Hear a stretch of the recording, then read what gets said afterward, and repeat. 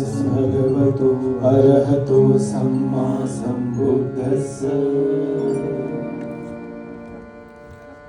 नमो तस्स भगवतो अरहतो सम्मा सम्बुद्धस्स। नमो तस्स भगवतो अरहतो सम्मा सम्बुद्धस्स। बुद्धं शरणं गच्छामि, धम्मं शरणं गच्छामि, संघं शरणं गच्छामि। नमस्कार, मी चेतन श्रीकृष्णराव आमटे, राहणार धानोरापाशी, अमरावती.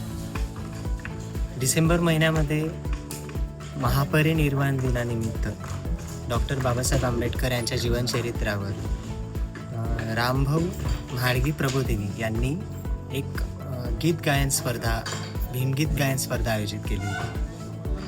त्यामध्ये मला प्रथम पारितोषिक मिळालं.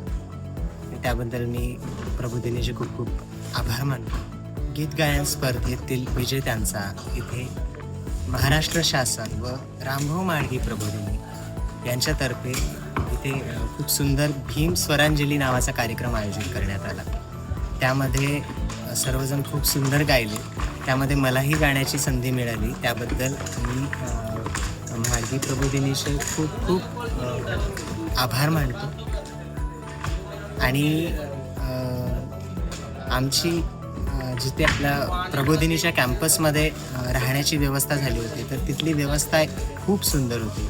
म्हणजे छोट्या छोट्या गोष्टींमध्ये अगदी परफेक्शन. आमची राहण्याची व्यवस्था, आम्ही कुठे नाश्ता करणार, आमची गाण्याची प्रॅक्टिस कुठे होणार, ह्या सगळ्या सूचना अगदी वेळोवेळी त्यांनी दिल्या. आणि तिथलं वातावरण एवढं सुंदर, म्हणजे अगदी शांतता. मुंबईत एवढ्या धावपळीत, मुंबईसारख्या शहरामध्ये, एवढ्या धावपळीच्या शहरामध्ये एवढी शांतता अनुभवायला मिळाली, हे खूपच सुंदर. म्हणजे आता आम्ही तिथून घरी जरी जाऊ तेव्हा आमचं मन प्रबोधिनीमध्येच असणार आहे.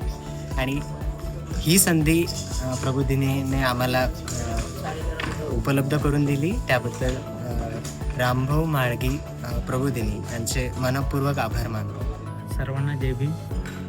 आज जो प्रोग्राम ऑर्गनायझर केला होता रामभाऊ म्हाळगी प्रबोधिनी यांनी, खूप छान वाटलं.